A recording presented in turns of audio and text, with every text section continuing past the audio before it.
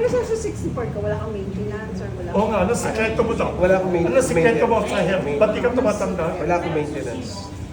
So everyday nag-exercise ka? I exercise, What about the food? Kinakain? Anong mga bawal sa'yo? I eat less. Kung dapat ako, kung makakakain ako ng, basta ang target ko palagi, one meal a day lang. Oh my God! Because that's healthy. What time of the day ka kumakain? Malapit sa lunch. Minsan a little over sa lunch. Mga Gano'n 3 karami yung kinakain? Oo. meal. Walang Complete meal. bawal? Ay, hindi ako nag-meal. As in totally? Walang meal. Ay, umiiwas ako. Kung merong isda, kung may gulay. Minsan nga, pakbet lang ako. May pakbet na walang meat, ha? Yun lang ako. Tapos black rice ako. Or nag-fish? Hindi ako nagwa-white rice. So, Kahit, Rice, kahit rice. magutom kayo sa gabi? Oo nga eh, wala kang kinakain na miyenta. kasi before, historically, sa totoo lang, Oo. you can research this. Isang beses lang kumakain ng tao, minsan nagmi-miss pa. Ha? Oo, Isang beses lang tayo no? Oo, yung 1800, nauso lang ang restaurant, nauso kaya Tinuruan tayo. tinuruan tayo kumain ng 3 times a day. Para dumami. Which is harmful sa atin. Oo. Anong ginagawa mo in between na isang meal yan? Ano? Pwedeng Pwede bread. Ayan, ang kamuling Pwede, Oo. alam mo, Pasok, pandesal.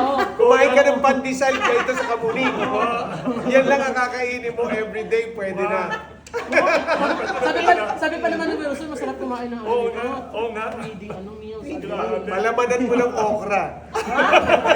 Hindi ako mahilig kasi ako sa okra, sa luyot, yan. Kailangan makain ako Ano mga yan. hindi- Actually, tinatanim ko yan. Tinatanim ako, I love farming. Anong mga hindi mo iniinom o kinakain? Sabi mo wala Hindi kang ako, soft drinks?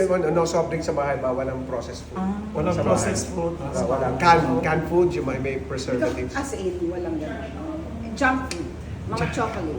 Hindi ako Nakasanayan kumakain. na. Anything that has white sugar, nilalagay ko sa akin. Anong exercise mo?